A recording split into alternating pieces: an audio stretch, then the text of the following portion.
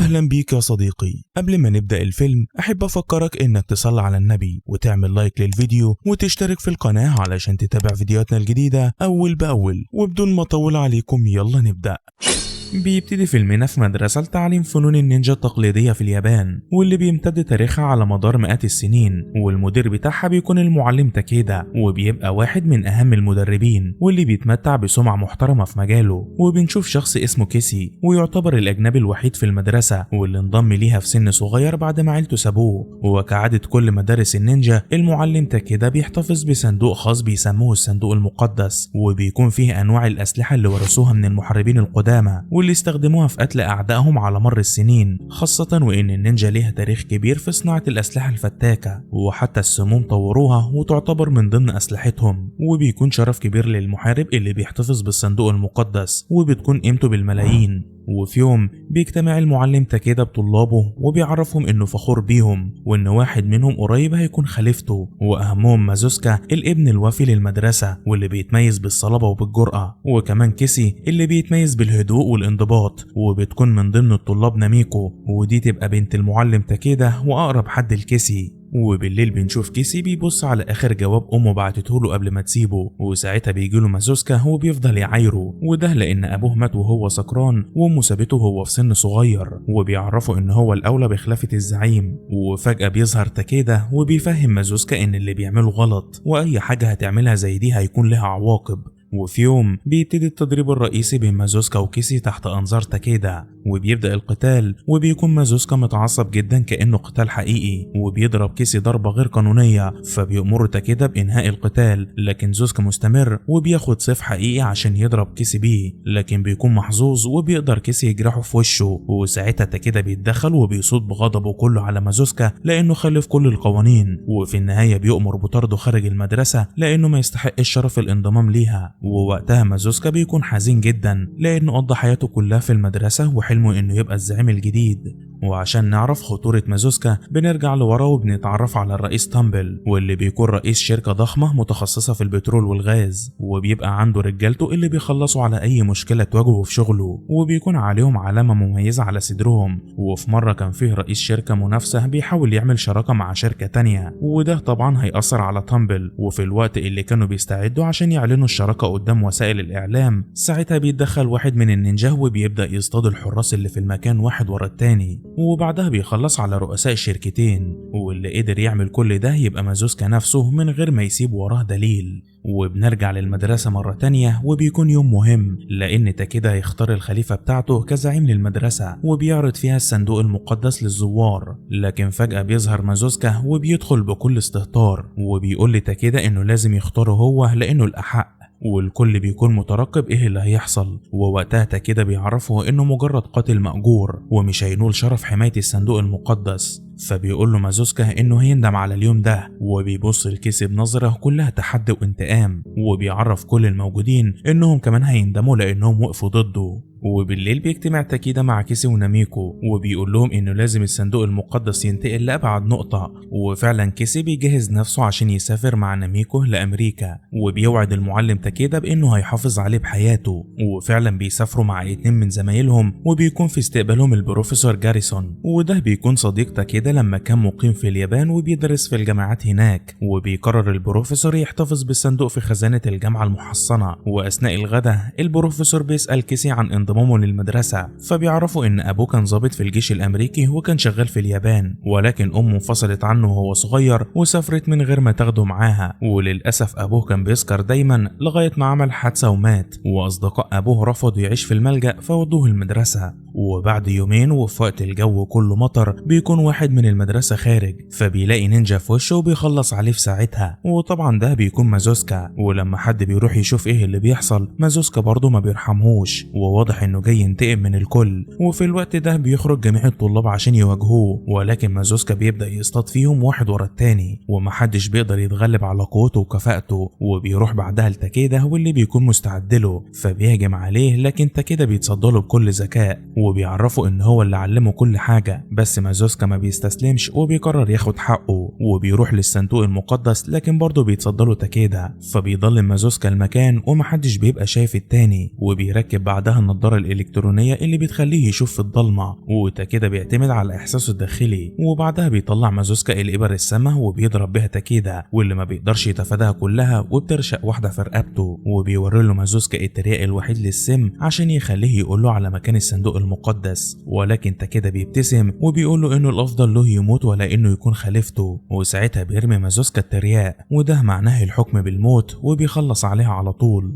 وفي الوقت ده بيجي اتصال لتاكيدا من ناميكو عشان تطمن عليه، وطبعا ما بيردش، ومازوسكا بيشوف في التليفون ان الاتصال من امريكا من شخص اسمه جاريسون، فبيتصل مازوسكا بعدها بالسيد تامبل في امريكا وبيقول له انه عايز منه خدمه. وفي الوقت ده بيروح كيسي للعنوان اللي مكتوب في ظهر الجواب اللي كان مبعوت له من امه، وكان متردد انه يضغط على الجرس الخاص بشقتها، لكن فجاه بتنزل واحده من السكن فبيسالها عنها، وساعتها بتتاسف له وبتعرفه انها ماتت من شهور. وبيرجع بعدها البيت البروفيسور وبيكون حزين جدا، وبيتحاول ناميكو تواسيه بعد ما عرفت اللي حصل. وفجأة مجموعة بتقتحم البيت وبتقتل البروفيسور، فبيستخبوا بسرعة، وبيدخل وقتها زمايل كيسي وبيحصل اشتباك قوي بينهم وبين المجموعة التانية، وساعتها واحد من زمايل كيسي بيتقتل والاشتباك بيستمر. ووقتها بيشوف كيسي على صدر واحد منهم علامة مميزة، وهناك واحد منهم بيهدد ناميكو عشان تقول له مكان الصندوق، فزميلها بيروح ينقذها، ولسه يهربوا بيفضل يتضرب عليهم نار لغاية ما كيسي بيقضي عليه، لكن للأسف زميلهم بيكون اتقتل، فبياخد ناميكو وبيهربوا بسرعة. ولسه بينزلوا من البيت بتيجي عربية عليهم، فبينط كيسي من فوقها وبيضرب صاحبها قبل ما يهجم عليهم. وفي الوقت ده بيكون مازوسكا وصل للمطار وبينتحل شخصية مهندس عشان يسافر لأمريكا ويوصل للصندوق، وساعتها بنعرف إن اللي هجم عليهم يبقوا تبع السيد تامبل، وده هتبقى الخدمة اللي طلبها منه مازوسكا. وفي الوقت ده بيروح كيسي وناميكو لفندق صغير، وناميكو طبعا بتكون حزينة لأنها مش عارفة مصير أبوها إيه. وهناك بتوصل الشرطة لبيت البروفيسور وبيعينوا مسرح الجريمة، وبيلاقوا وقتها جوازات سفر كيسي وناميكو. ولما بيكونوا الاتنين قاعدين في الفندق بيشوفوا في النشرة أخبار الجريمة، وبيعرفوا إن فيه اتنين مشتبهين عند الشرطة، وطبعا يبقوا كيسي وناميكو. ووقتها بتطلب منه يروحوا للشرطة ويحكوا الحقيقة، لكن كيسي بيرفض لأن فيه ضحايا كتير ومحدش هيصدق كلامهم عن مازوسكا. وتاني يوم بيصحى كيسي وبيتفاجئ إن ناميكو مش موجودة، فبيخرج عشان يدور عليها وبيعرف إنها في الكافيه، وفعلا كانت هناك بتشتري فطار، لكن البائع بيتعرف عليها من خلال الجورنال. ولما بياخدوا القهوة بيرجع كيسي عشان يجيب سكر، لكن بيبان على البائع الارتباك، وفجأة بيتضرب عليهم نار من رجالة تامبل. ولما بيدخلوا المطعم بيشتبك معاهم كيس وبيدافع عن ناميكو، وبعدها بيديلهم الضربة القاضية. ولما بيخرجوا بره بيهجم عليهم فريق تاني بعربياتهم، فبيحاولوا انهم يهربوا وبيقدروا يفلتوا منهم بالعافية، وساعتها ما بيكونش قصادهم غير المترو، فبيروحوا ناحيته بسرعة، وبيخرج الفريق من العربيات وبيجروا وراهم وبيطاردوهم جوه المترو وناويين على الشر. وساعتها بيكون كيسي وناميكو وصلوا لعربية المترو، والتانيين بيقسموا نفسهم عشان يلاقوهم بسرعة، وبيدخلوا يدوروا عليهم، وبيتبقى واحد بره، ولسه بيقرب من العربية بيلاقي كيسي وناميكو في وشه، لكن الباب بيكون قفل خلاص. وساعتها باقي الفريق بيبدأ يدور عليهم جوه عربية المترو، ولسه يهربوا بيشوفهم واحد منهم، فبيشتبك معاهم كيسي بكل قوة، وبيقدر بكفاءته وتدريبه العالي يتعامل معاهم ويكسر عظمهم. وهناك بتشتبك ناميكو مع الباقي وبتقدر بسرعتها تدافع عن نفسها بشراسة، ولكن الكترة تغلب الشجاعة وبيضربوها بعنف، فبيروح كيسي عشان ينقذها وبيهجم عليهم بغل وبيخلص عليهم.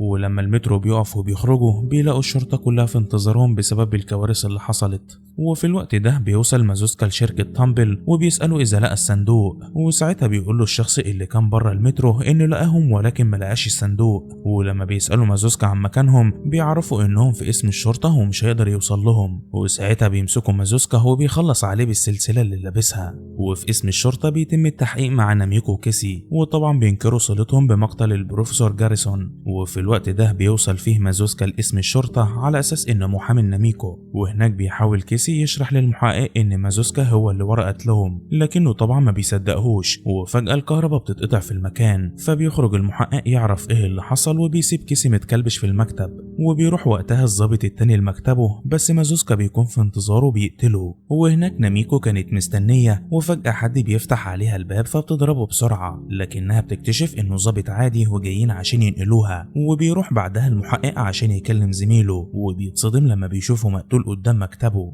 وفي الوقت ده بيظهر مازوسكا بالبدلة بتاعته وبيكون معاه قنبلة دخان صغيرة، فبيرميها في وسط القاعة وبيهجم على رجال الشرطة واللي بيقدر يخلص عليهم كلهم بسهولة. وهناك بيحاول كيسي بكل قوته يخلص نفسه من الكلبشات المربوطة في المكتب الحديد، وفي نفس الوقت بيروح مازوسكا ورا ناميكو وخلاص ما بقاش قدامها مكان تهرب منه، فبيهجم عليها مازوسكا وبيخنقها لغاية ما بيغمى عليها. وفي الوقت ده بيقدر كيسي يخلص نفسه من المكتب الحديد بصعوبة وبيخرج بعد ما بيكسر الإزاز وبيطلع بسرعة للدور التاني، فبيلاقي الضباط مقتولين ولسه ينزل مرة تانية بيقابلوا المحقق وبيهددوا لو مسلمش نفسه. وفي اللحظة دي بيظهر مازوسكا وهو معاه ناميكو ولسه هيقتل المحقق، بيجري كيسي وبينقذه بسرعة وبيعرف وقتها ان كلامه صحيح، وبيطلع مازوسكا على سطح المبنى وبيروح وراه كيسي، وساعتها بتقوم معركة شرسة بين الاتنين. وبالرغم من سرعة وقوة كيسي الا ان مازوسكا بيكون صلب وبيهجم عليه بشراسة، وبدافع الحقد والغضب بيقدر في الاخر يضربه ضربة قوية وبيقع من فوق المبنى. وقبل ما ينزل له بيسمع رجال الشرطة وهي طالعة، فبياخد ناميكو بسرعة وبيستخدم جناحات صناعية بشكل ذكي بحيث يقلل ضغط الهواء وبينزل بكل سهولة من فوق المبنى. ووقتها بنشوف كيسي بيقدر ينزل من المبنى لكن بيكون مازوسكا اختفى خلاص. وبعد شوية بنشوف ناميكو مربوطة في مكان غريب، ولما بيظهر مازوسكا بتسأله إذا قتل أبوها ولا لأ،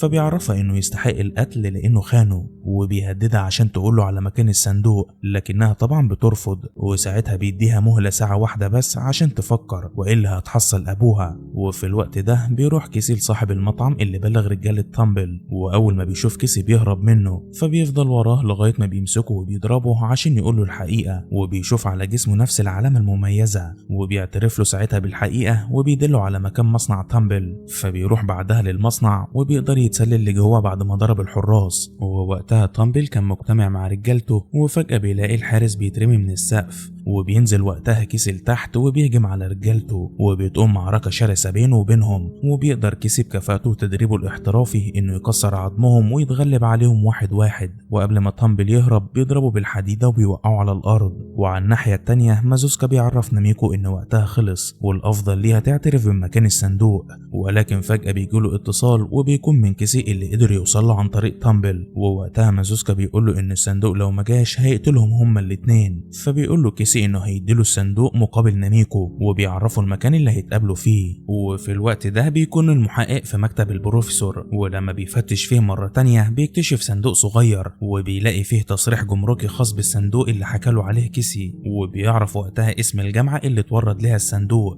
وفي نفس الوقت بيوصل كيسي للجامعة وبيتسلل عشان ياخد الصندوق وينقذ ناميكو، وبيقدر يثبت مراقب الكاميرات وبينجح انه يحجزه هو وزمايله بعد ما بيطلع الصندوق. ولكن بيتفاجئ بالمحقق في وشه وبيهدده بالمسدس لو ما سلمش نفسه، فبيقول له كيسي انه اكيد دلوقتي عرف انه مش بيكذب، وبيعرفوا انه هيديله اللي هو عايزه. وبعد شويه بيظهر مازوسكا ومعاه ناميكو في المكان اللي اتفقوا عليه، وبيقول له كيسي يسيبها تمشي، فبيعرفوا ان لازم يشوف الصندوق الاول. وفي اللحظه دي بينزل كيسي الصندوق من فوق فبيسيبها مازوسكا، ولما بيقرب من الصندوق بيتفاجئ انه فاضي. وساعتها بيظهر كيسي بلبس النينجا القديم وبيصمم مازوسكا انه يخلص عليهم، ولكن فجاه بتظهر رجاله تامبل واللي قرر يغدر بيهم، فبيهجم عليهم مازوسكا وبيرمي قنبله دخان، وساعتها بيضرب واحد فيهم وبياخد بندقيته وبيخلص على زمايله. وبقيه الرجاله بيكونوا ورا كيسي ولكنه بيعرف يتعامل معاهم بطريقته الخاصه. وقبل ما يهرب منهم بيروح وراه مجموعه تانية، وساعتها بيستخدم السلسله الحديد وبيكون فيها شفره حاده وبيخليهم يندموا انهم قربوا منه. وهناك بتساعده ناميكو من بعيد وبتشتبك مع مجموعه تانية وبتقدر بسرعتها تقضي عليهم. وفي الوقت ده بتهجم عربيه على مازوسكا، فبيجري من فوقها وبيغرس سيفه في ايد السواق، وبتفضل العربيه ماشيه بسرعه وبيقدر مازوسكا يضرب الباقي بالنار. ولكن وقتها بيهجم عليه كيسي من فوق العربيه واللي بتتخبط في عربيه تانية وبتنفجر. ولسه ناميكو هتضرب مازوسكا بالسهم بيسبقها هو وبيضربها بإبرة سما في رقبتها، وبيهجم على كيسي قبل ما يروح لها، وساعتها بيوري له الترياق الوحيد اللي يقدر ينقذها. وبيقوم قتال شرس بين الاتنين واللي بيكونوا فاهمين بعض كويس، ولكن مازوسكا بيبقى عنيد عنيد ومصمم على الانتقام منهم، وبيطلع الترياق وبيرميها على الأرض وسط قهرة كيسي، وبكده يكون حكم عليها بالإعدام. فبيهجم عليه كيسي بكل غل وبيتصدى له مازوسكا في الوقت اللي بتوصل فيه مروحيات الشرطة، وفي اللحظة دي بيستخدم سيفه بطريقة تخليه يطلع دخان للتخفي، وبيبقى كيسي مركز تماما بدون ما يتشتت. وفجأة بيظهر مازوسكا من وراه، ولكن بيسبقه كيسي وبيضربه بالسيف ضربة قاتلة، وبيجري بسرعة عشان يلحق ناميكو، بس بتكون خلاص فقدت الوعي، وبيبقى حزين جدا وبيعتذر لها لأنه ما قدرش يحافظ عليها. ولكن في اللحظة دي بيفتكر كلام المعلم تاكيدا عن سيف النينجا بأنه زي ما بيقتل الإنسان بيقدر كمان يرجع له الحياة. فبياخد السيف بتاعه وبيبص على القبضة بتاعته وبيلاقي وقتها ترياق، وبيفكه عشان يخلي ناميكو تبلعه. وفعلا بعد لحظات من الخوف بتفوق ناميكو مرة تانية بعد ما مفعول الترياق اشتغل، وبيكون وقتها مازوسكا في آخر لحظات حياته، وساعتها بيروح له كيسي وبيخلص عليه بالضربة القاضية. ولما النهار بيطلع بتكون الشرطة ملت المكان، ووقتها بيروح المحقق لكيسي وبيقوله ان تامبل اتقبض عليه وانه متأكد انه ملهوش ذنب في قتل البروفيسور، وعشان كده بيدوله جوازات السفر بتاعته هو وناميكو، وبيطلب منهم يسافروا للأبد وبدون رجوع. وبعدها بنشوف كيسي وناميكو هما قدام قبر أبوها، وبيقرروا انهم يكملوا في إدارة المدرسة وتخريج طلاب جدد تكريما للمعلم تاكيدا. بيبتدي الجزء الثاني بعد سنوات من الجزء الأول، وبيبقى كيسي هو المدير للمدرسة والمعلم للطلاب، وبيكون متجوز من ناميكو بنت المعلم تاكيدا. وفي يوم بيروح كيسي عشان يشتري قلادة هدية لناميكو بمناسبة حملها في طفلهم الأول، وفي الوقت ده بيلاحظ إن في 2 بيراقبوه، ولما بيخرج بيفضلوا برضه وراه لغاية ما بيدخل في مكان جانبي، وساعتها بيتفاجئوا إنهم مش شايفينه فبيدوروا عليه، وبيكون وقتها هو اللي مراقبهم. فبيروح لهم عشان يعرف هم مين، بيتفاجئ انهم بيهددوه عشان يسرقوا محفظته. فبيقرر يقصر الشر وبيديلهم المحفظة، بس هما بيتمادوا اكتر وبيبقوا عايزين القلادة كمان، لكن ساعتها بيرفض. وهنا بيقوم قتال شرس بينهم عشان يعلمهم الادب بعد ما كانوا فاكرين انه اجنبي وهيسرقوه بسهولة، وبيقدر يتغلب عليهم ولكن ما بيرضاش يأذيهم. وبيلاحظ وقتها على السكينة اللي كانت معاهم شعر مميز، ولما بيرجع البيت بتقوله ناميكو انه لازم يبلغ الشرطة، فبيعرفها انهم مجرد حرامية وكانوا عايزين فلوس رغم انهم متدربين كويس، وبيديها القلادة الجديدة واللي بترمز للسعادة، وبتبقى فرحانة بيها جدا. وبالليل ناميكو بتطلب منه يجيب شوكولاتة وأعشاب بحرية، وواضح إنها بتتوحم. فبيروح كيسي للسوبر ماركت وبيختار الحاجات اللي عايزاها، ولما ناميكو كانت مستنياه بيظهر فجأة شخص غريب وماسك سلسلة حديد، وهناك بنشوف كيسي بيروح يحاسب الكاشير ولكن بيتفاجئ إن نسي الفلوس أصلا. فبيرجع بسرعة للبيت، وهنا كانت الصدمة لأنه بيلاقي ناميكو مقتول على الأرض وعليها أثر جروح على رقبتها، وما بيكونش قادر يصدق اللي حصل. وبتيجي الشرطة وبتسأله إذا شكك في حد، فبيعرفهم كيسي إن مفيش حد شكك فيه، وبيحضر بعدها جنازة مراته وهو حزين جدا. وفي الوقت ده بيظهر زميل ليه قديم له أيام المعلم تاكيدا، وبيكون اسمه ناكابارا، وبياخده بعدها للحديقة اللي قالت له فيها ناميكو إنها حامل. وساعتها بيعبر له ناكابارا عن حزنه لما سمع الخبر، وبيعرفه إنه عنده مركز تدريب وعايش حاليا في تايلاند، وبيعرض عليه إنه يسافر معاه تايلاند عشان يبعد شوية بسبب اللي حصل. ولكن كيسي بيرفض طلبه وبيقرر إنه يفضل زي ما هو. وبعد أيام بيروح المدرسة وبيسأل المساعد بتاعه عن بعض الحركات اللي قام بيها الشخصين اللي كانوا عايزين يسرقوه قبل كده، وبيعرفوا المساعد على المدرسة اللي بيتعلم الحركات دي. فبيروح بعدها للمدرسة وبيخلع جزمته وبيدخل في هدوء، وبيقول لهم على مواصفات شخصين بيتدربوا هنا، ولكن أعضاء المدرسة بينكروا معرفتهم بيهم وبيطلبوا منه يخرج بسخرية. وساعتها بيقوم قتال قوي بينهم عشان يعرفوهم الفرق بين الأستاذ والتلميذ، وبيتغلب عليهم بسهولة، وبيجبر القائد بتاعهم يقول له الحقيقة. وبعد ما دور عليهم بيروح وبيلاقيهم قاعدين في مطعم، وبعد شوية العاملة بتروح تحط قدامهم القلادة بتاعت ناميكو، ولما بيبصوا بيتفاجئوا انه كيسي. فبيخرجوا بسرعة عشان يدوروا عليه وبيدخلوا شارع جانبي، وبيبقوا مش شايفين حاجة من الضلمة. وساعتها بيقفل كيسي الطريق بسلك رفيع فبيخبطوا فيه وبيقعوا، ولسه واحد منهم هياخد المسدس بيلاقي كيسي قدامه وبينزل عليه بالسكينة وبيقطع ايديه، وبيهجم على التاني وبيضربه بالسكينة ضربة قاتلة، وبيضرب الأولاني مرة تانية وبيثبته على الأرض، وبيسأله إذا كان مستعد للموت، وبيعرفوا الشخص إنه مش مستعد. فبيعرفوا كيسي إن ناميكو ما كانتش مستعدة وبيخلص عليه فورا.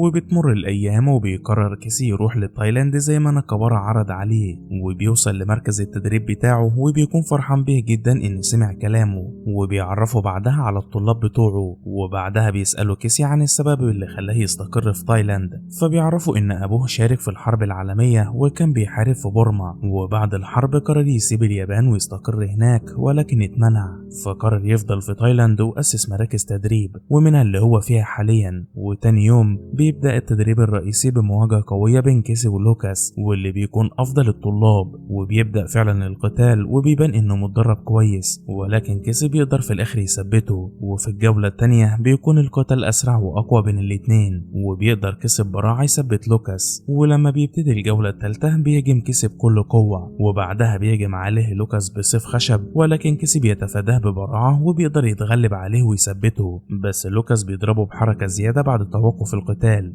فبيغضب كيسي جدا وبيهجم عليه بعنف بالسيف الخشبي، وبيضطر ناكابارا يتدخل ويوقف كيسي قبل ما يتمادى. ولكن بعدها كيسي بيعتذر له على اللي حصل، وبالليل ناكابارا بيخليه يمارس رياضة المشي على ألواح النار عشان يسيطر على غضبه. وفعلا بيبدأ كيسي يمشي على الألواح، وساعتها بيفتكر ناميكو مراته فبيسيبهم ويمشي. وبعدها بيروح لبار في المدينة، ووقتها بيخبط فيه واحد سكران، فبيقول له كيسي انه لازم يتأدب، فبيتعصب وبيبقى عايز يهجم عليه لكن بيضربه كيسي، وعلى طول زمايله بيروحوا عشان يدافعوا عنه، وبيقوم قتال شرس. ويبدو ان كيسي مقدرش يسيطر على غضبه، وبيبدأ يدور فيهم الضرب عشان يعلمهم الأدب، وفي النهاية بيقدر كيسي يكسحهم عشان ياخدوا بالهم كويس بعد كده. وتاني يوم بنشوف كيسي بيكمل شغله وبيحاول يجمع الفاكهة من الشجر، ولكن بيبان عليه التعب من كتر الشرب، ووقتها بيتدخل لوكاس عشان يساعده، وبيعتذر له كيسي عن اللي حصل بينهم في التدريب، وبيروح عشان يرتاح شوية. وفي الوقت اللي بيبدأ فيه لوكاس يجمع الفاكهة بيظهر شخص غريب بيترصد له، وفجأة بيهجم عليه بسلسلة حديد، وبتبقى نفس السلسلة اللي اتقتلت بها ناميكو، وبيخلص على لوكاس في ثواني.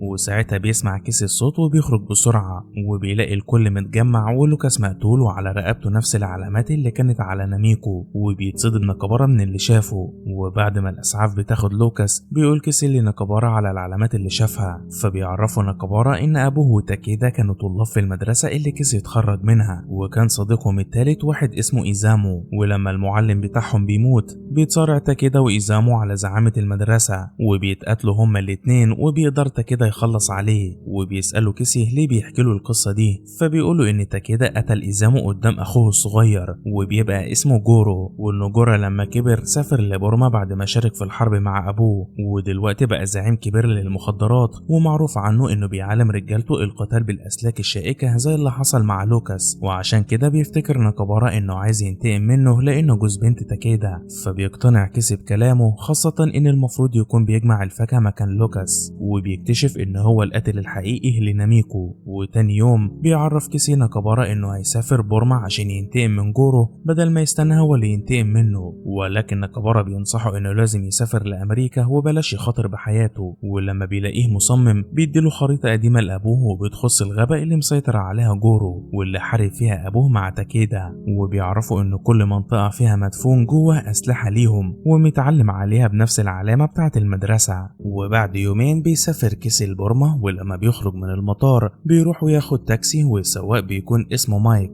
وبيطلب منه يوديه لأقرب فندق. ولكن قبلها بيروح كيسي للسوق ويشتري حاجات مختلفة، وبيوصل بعدها للفندق، وقبل ما يديله الفلوس بيسأله عن جورو، فبيرتبك مايك وبيقوله انه ما يعرفش حد بالاسم ده، فبيتفق معاه كيسي يجيله الساعة 7. ولما بيروح اوضته بيبدأ يجهز أسلحة خفيفة من الحاجات اللي اشتراها من السوق. وفي الليل بيروح البار المهم في المدينة، ولما بيقعد بيجيله شخص وبيقوله انه عارف طلبه ومستعد يجيبهوله، وساعتها بيجاريه كيسي على اساس ان ممكن يكون واحد من اللي بيوزعوا المخدرات بتاعة جورو او واحد من رجالته. فبيروح معاه بره وبيديله الراجل ده صنف غريب عشان يشربه، وبيكون كيسي متردد بس بيقرر يجرب، وبيكون الراجل معاه بضاعة كبيرة. وساعتها بيسأله كيسي عن جورو، فبيتفاجئ من سؤاله وبينكر معرفته بيه. وفي اللحظة دي بيبدأ المخدر يأثر على كيسي وبيبقى دايخ، وبيدخل بعدها رجالة تانية وبيطلع عاملينه كمين، وقبل ما يهجموا عليه بيضربهم هو الأول بالسلاح اللي عامله، وبيقوم قتال شرس بينهم. وعلى الرغم من تأثير المخدر إلا إنه قدر يسيطر عليهم ويعجزهم كلهم،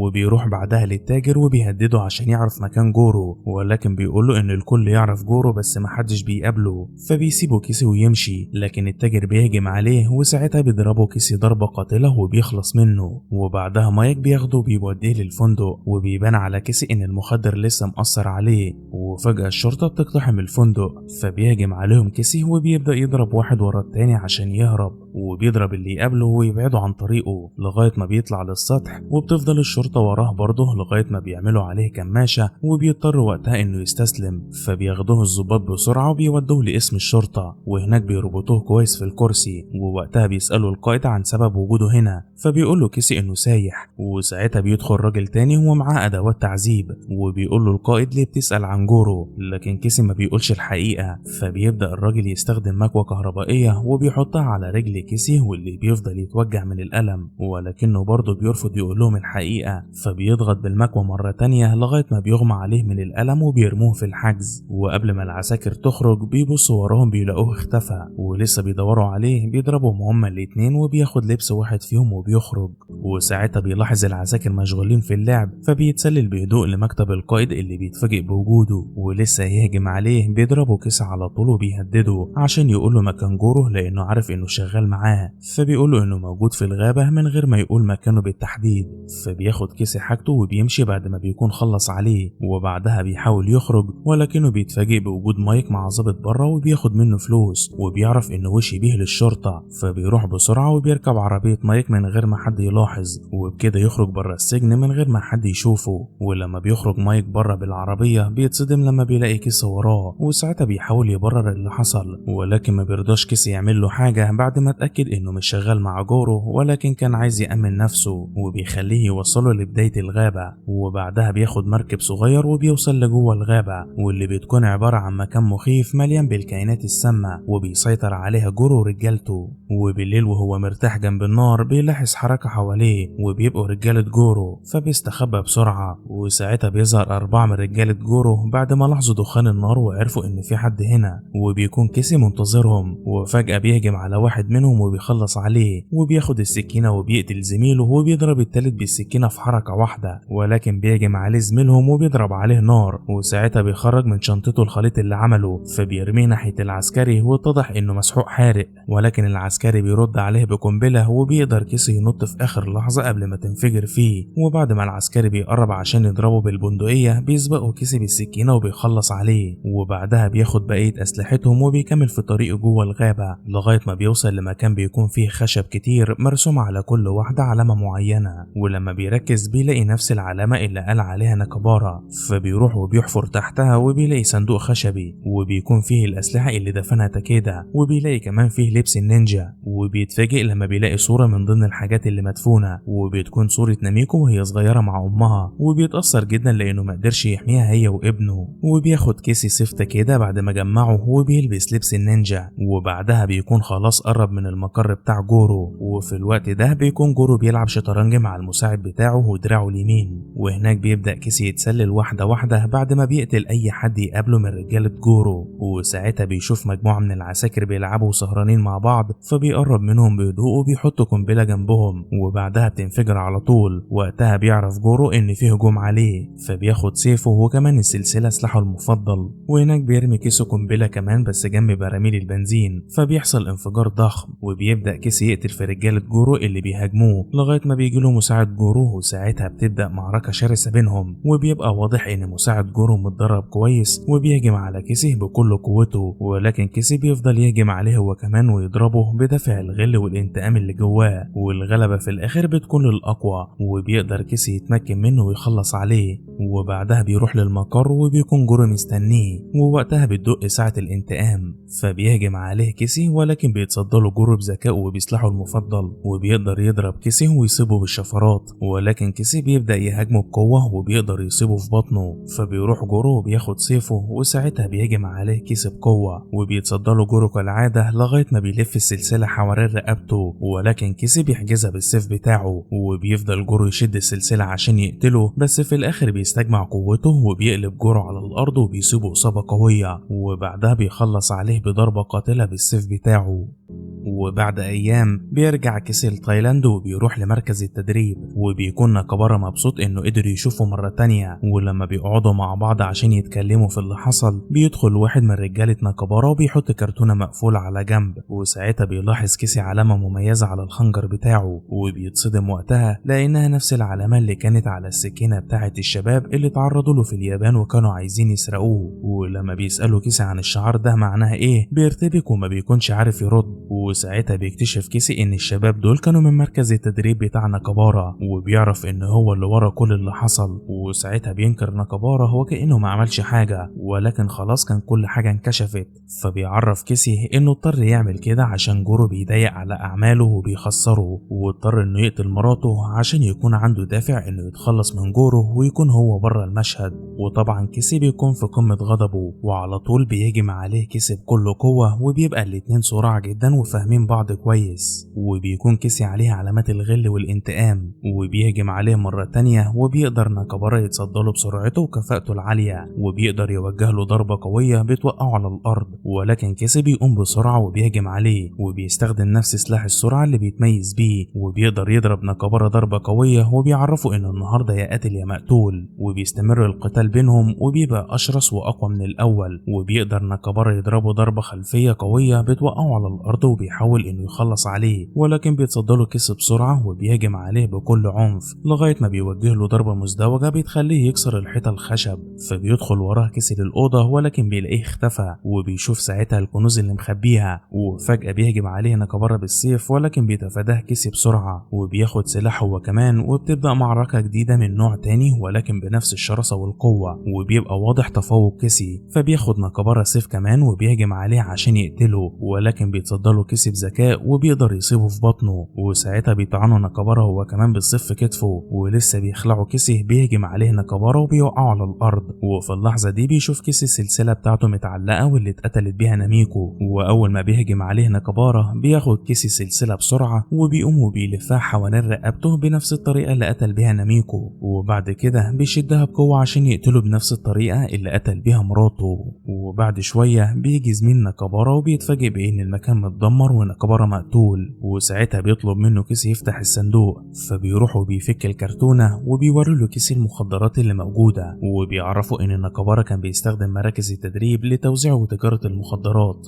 فبيقولوا إن المركز سمعته ممتازة، وإنهم ما كانوش يعرفوا النشاط القذر بتاع ناكابارا. وبيعرف كيسي إنه مش هيعمل له حاجة بشرط إنه يسيب البلد فورا بدون ما يعرف حد بحقيقة اللي حصل.